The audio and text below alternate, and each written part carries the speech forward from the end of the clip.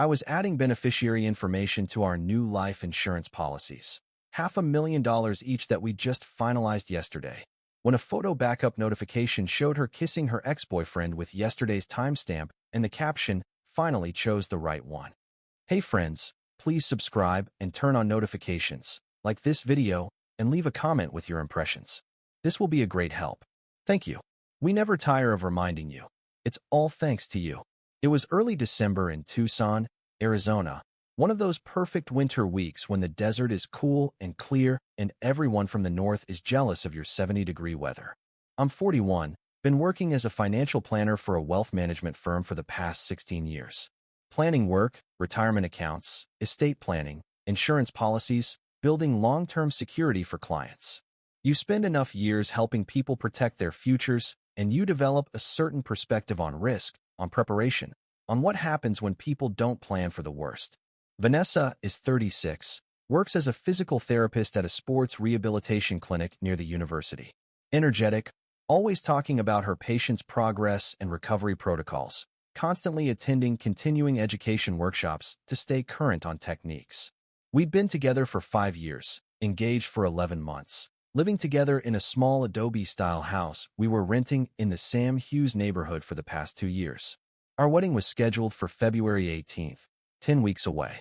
Everything was organized, vendors confirmed, honeymoon to Costa Rica booked. The life insurance had been my idea. As a financial planner, I'd seen too many young couples skip this step and regret it later.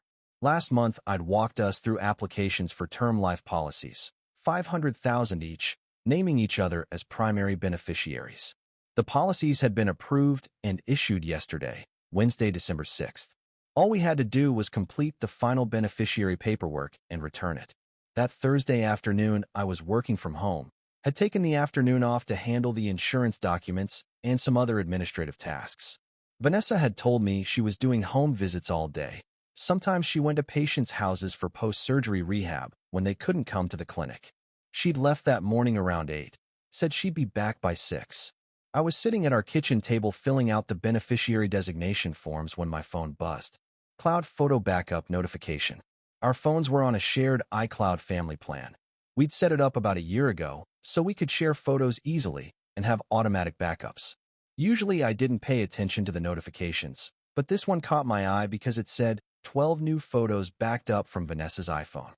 I opened the Photos app on my laptop. The shared album showed 12 new photos, all uploaded in the past hour, all timestamped from today. The first photo showed Vanessa at a restaurant I didn't recognize. Nice place, looked upscale. She was smiling at the camera, wearing the burgundy sweater I'd gotten her for her birthday last month. Second photo, Vanessa with a man I'd never seen before. They were sitting close together in what looked like a booth, his arm around her shoulders. Third photo, the same man kissing her cheek while she laughed. Fourth photo, Vanessa kissing him on the lips. Full kiss, not friendly, not casual. The timestamp on the photo said 2:47 p.m. Today. About 90 minutes ago. Fifth photo, a selfie of the two of them. The caption in the photo metadata, something she must have added before it uploaded, said, "Finally chose the right one." I sat there staring at my laptop screen. Went back through all 12 photos. They told a story: arrival at the restaurant, drinks, appetizers, getting closer, the kiss, more affection, playfulness, intimacy. I looked at the metadata on the photos. Location data was embedded. The restaurant was called Hacienda del Sol, an upscale resort restaurant in the Catalina foothills, about 20 minutes from our house. I zoomed in on the man's face in one of the clearer photos. Took a screenshot. Ran it through a reverse image search out of pure investigative instinct. Got a hit. LinkedIn profile. Quinn Barrett. Physical therapist. Works at. I clicked through. The same sports rehab clinic as Vanessa. His profile said he'd relocated to Tucson from San Diego 8 months ago. I went to Vanessa's Facebook, which I rarely checked. Scrolled through her friends list. Found Quinn Barrett. Clicked on his profile. It was mostly private, but his profile picture showed him at the beach. San Diego Beach, based on the pier in the background. I opened Instagram on my phone. Searched for Quinn Barrett. Found his account, public profile. Recent photos showed him around Tucson, hiking Sabino Canyon, at a Wildcats basketball game, at what looked like clinic holiday party 2 weeks ago. In that party photo, Vanessa was visible in the background. Scrolled further back. 3 months ago, photo of him at a coffee shop. Caption, new city, new start, ready for this chapter. Several comments. One from an account named V_Heart92. Vanessa's Instagram handle. Her comment, welcome to Tucson. Let me know if you need any recommendations, smiling face with smiling eyes. I scrolled through her comments on his posts. Dozens of them over the past few months. Friendly at first, then increasingly flirty. 2 weeks ago, he'd posted a sunset photo with the caption, perfect evening. Her comment, would be even better with good company. His reply, name the time and place. Her reply, soon 2 hearts. I set my phone down and looked at the life insurance beneficiary forms in front of me. The documents that would make Vanessa the recipient of $500,000 if something happened to me. Documents I'd been in the process of completing when her photos uploaded showing her with another man. I pulled up our wedding planning folder. The venue, a botanical garden in the foothills, had cost us $6,000 in deposits. The photographer, $2,500.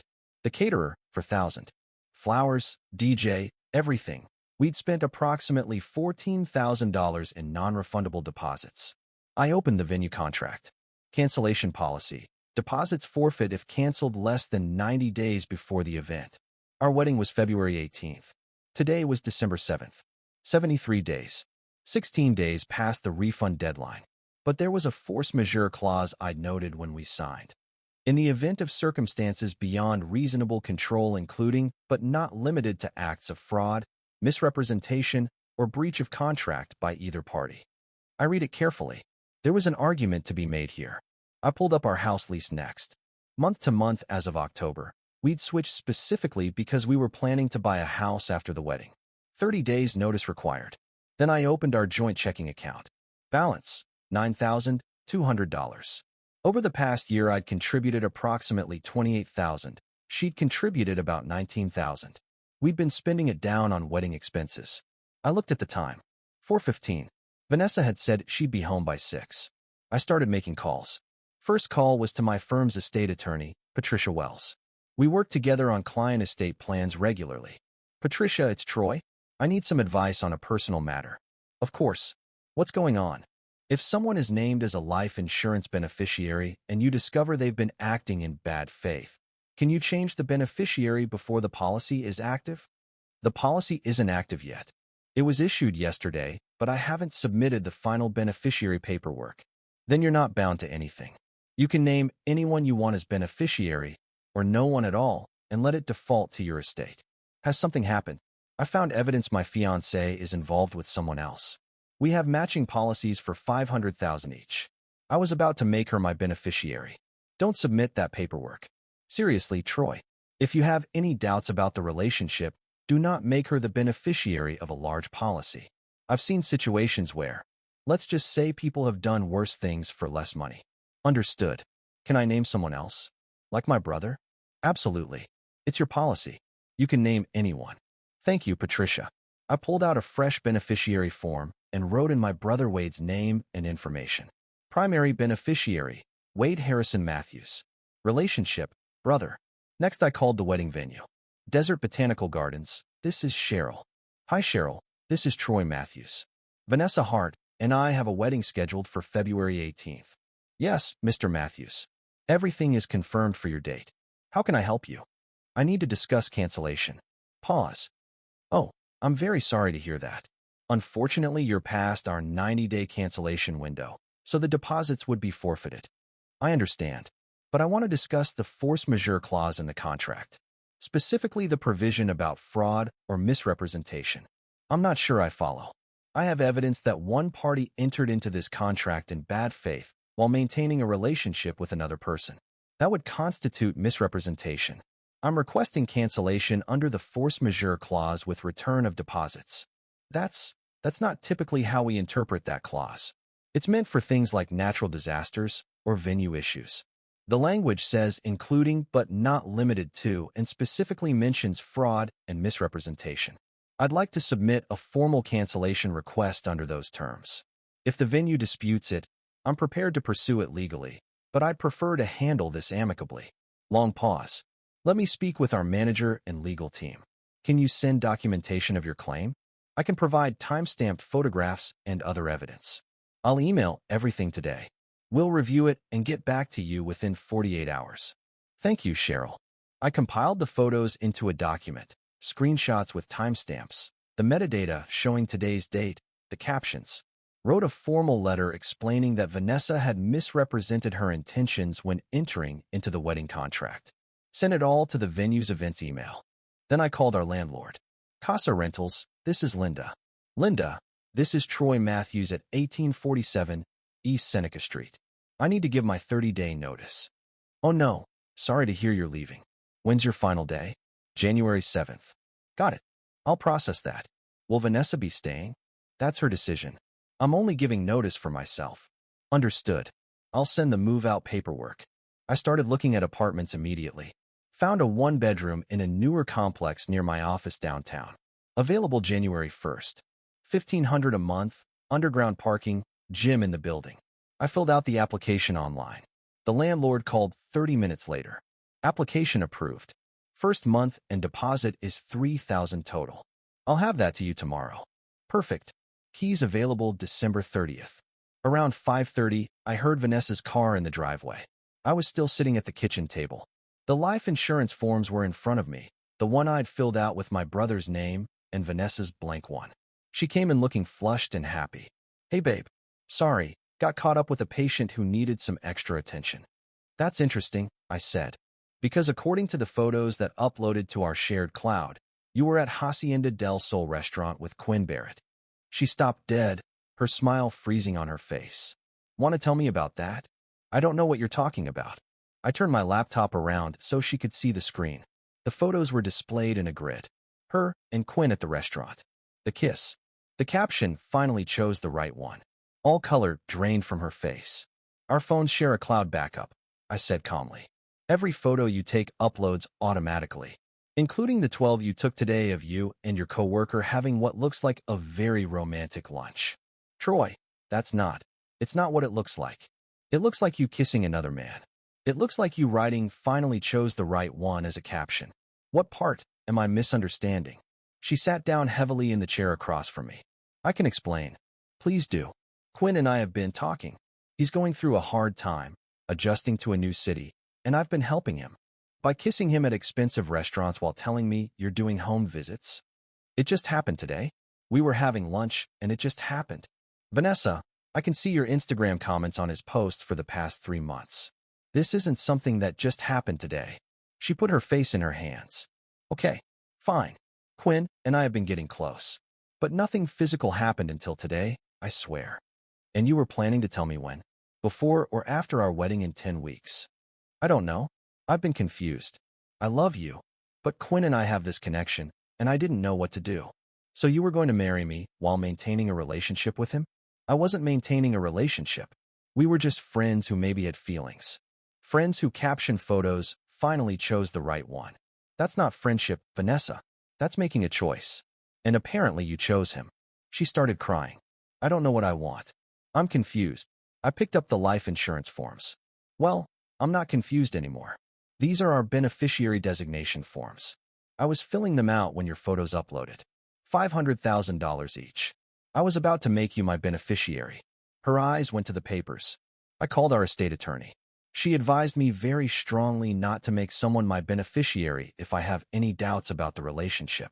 Something about people doing worse things for less money. You think I would? I don't know what you do, Vanessa. I thought I knew you, but apparently I was wrong about that. I held up the form I'd completed. I made my brother Wade the beneficiary instead. You can name whoever you want on yours. Troy, please. I also called the wedding venue.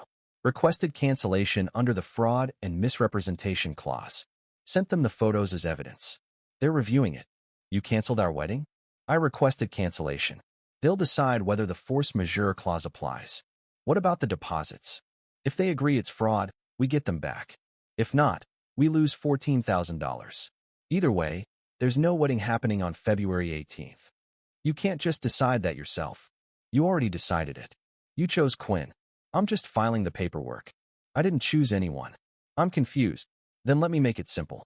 I also gave notice on this house. I'm moving out January 7th. You can stay if you want, but you'll need to take over the lease in your name. She was fully sobbing now. Where are you going? I found a place downtown. Already approved. Already paid the deposit. Troy, stop. Please. Let's talk about this. I made a mistake, but we can work through it. No. Just no? That's it. That's it. You've been emotionally involved with Quinn for months. You kissed him today. You captioned a photo, choosing him over me. Those aren't mistakes, Vanessa. Those are decisions. And I'm making my own decisions in response. We've been together 5 years. And you just threw that away for a coworker you've known 8 months. She tried every approach over the next several hours. Said it was just confusion and cold feet about the wedding. Said Quinn didn't mean anything compared to what we had. Said she'd cut all contact with him and never speak to him again. Said she'd do anything to fix this, counseling, therapy, whatever I wanted. I didn't argue, just kept stating facts. She'd been building a relationship with Quinn for months. She'd lied about where she was today. She'd kissed him and captioned it as choosing him. The wedding was canceled. I was moving out. Around 10 p.m., she grabbed a bag and left for her sister's place. I sat in the quiet house and worked through my task list. Emailed the completed beneficiary form with Wade's information to the insurance company. Confirmed my new apartment lease. Started a detailed spreadsheet of our joint assets and how to divide them. Friday morning, the venue called back. Mr. Matthews, this is Cheryl at Desert Botanical Gardens. We reviewed your cancellation request with our legal team. Given the photographic evidence and the timeline, we're agreeing that this constitutes misrepresentation under the force majeure clause. We'll refund your $6,000 deposit minus a $500 administrative fee. That's acceptable. Thank you. We'll process the refund within 10 business days. We're sorry it worked out this way. I called every other wedding vendor with the same approach. Sent them the evidence, cited the force majeure clauses in their contracts, requested refunds. Some agreed immediately. Some pushed back, but eventually conceded when I mentioned legal action. By Monday afternoon, I'd recovered approximately $11,000 of the $14,000 we'd spent. The contact attempts from Vanessa continued all week. Saturday, unknown number. Troy, it's Quinn. I want you to know nothing serious happened between Vanessa and me. It was just lunch. I think you're overreacting. I blocked the number without responding. Sunday, long text from Vanessa. I ended things with Quinn completely. Told him I never want to speak to him again. It was a moment of weakness and confusion. Please don't throw away 5 years over one mistake. I didn't reply. Monday, her sister Monica called. Troy, Vanessa is absolutely devastated. She made a stupid mistake, but she loves you. Hi, Monica. Did she tell you the whole story? She said she had an innocent lunch with a coworker and you're blowing it out of proportion. She kissed him, captioned a photo saying she finally chose the right one. That's not innocent lunch. Long pause. She didn't mention that part. I figured. This isn't me overreacting, Monica. This is me responding appropriately to being cheated on. I understand. I'm sorry she wasn't honest with me either. Tuesday, email from Vanessa. Subject, I owe you complete honesty. The message detailed her relationship with Quinn. They'd started talking casually when he joined the clinic in April. By September, they were texting daily. In October, they'd started having lunch together regularly. In November, they'd talked about what it would be like if they were together. She admitted she'd developed feelings, but swore nothing physical had happened until the kiss on Thursday. She said seeing it happen made her realize she'd been lying to herself and to me. She was in therapy now, trying to understand why she'd sabotaged our relationship. She was begging for another chance. I read it once, then set up a filter to archive her emails. By late December, I was moved into my downtown apartment.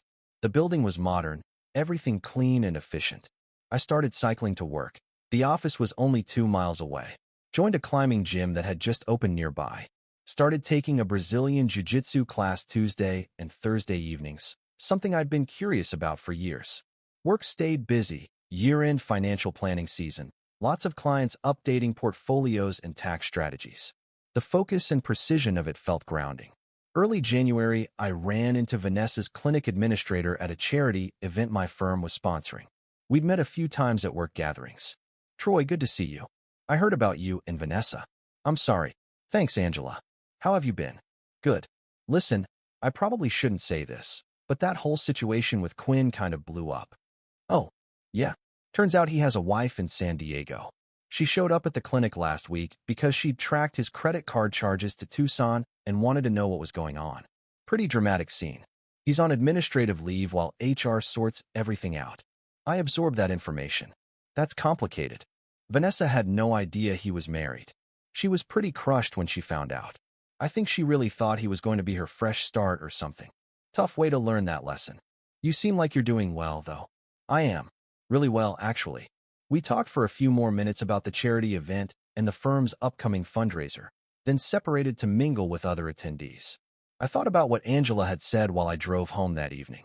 Quinn had been married the whole time, using Vanessa as his Tucson distraction while maintaining his real life in San Diego. She destroyed our relationship for someone who was never actually available. I didn't feel vindicated, just clear. Mid-January, I was at the grocery store near my apartment on a Sunday morning, shopping for ingredients to make Ethiopian food. I'd been working through different cuisines, finding it meditative to follow complex recipes. I was in the produce section selecting vegetables when I heard my name. Troy. I turned. Vanessa was standing there with a shopping basket, looking smaller somehow. She'd lost weight. Her hair was different, shorter and unstyled. She looked exhausted. Vanessa. Hi. I didn't know you shopped here. I live a few blocks away. This is my regular store. Right? Downtown. She shifted her basket. How are you? I'm good. Really good. That's good. I'm managing. Pause. I'm sure you heard about Quinn. Angela mentioned something at an event. He was married. The whole time. His wife lives in San Diego with their 2 kids. He was just using me. I'm sorry that happened. Are you? Yeah. Nobody deserves to be lied to like that. She nodded, tears forming. I destroyed everything for someone who was using me. Our relationship, our wedding, our life together. And for what? For a choice you made. The consequences are just what those choices look like. I know I did this to myself. She wiped at her eyes. I think about the wedding that should have been next month. February 18th. What our life would have been like. I think about it sometimes too, but not in a way that makes me want to go back. I don't blame you. I wouldn't want me back either. She looked at me directly. You look happy, healthy, like you're doing really well. I am. I'm glad. You always deserved better than what I gave you. She started to turn away, then looked back. Thank you for not being cruel about this. You could have destroyed me financially with the wedding cancellations. You didn't have to fight to get those deposits back for both of us. Wouldn't have served any purpose to be vindictive. Still, thank you. She walked toward the checkout lanes without looking back. I returned to my shopping, selecting Berber spice and teff flour for the Ethiopian injera I was planning to make. The store was busy with Sunday morning shoppers, families with kids, couples planning their week's meals. I checked out and walked home through the downtown streets. The January morning was cool and clear, the Catalina Mountains visible in the distance with fresh snow on the peaks. My apartment was warm and welcoming when I got there.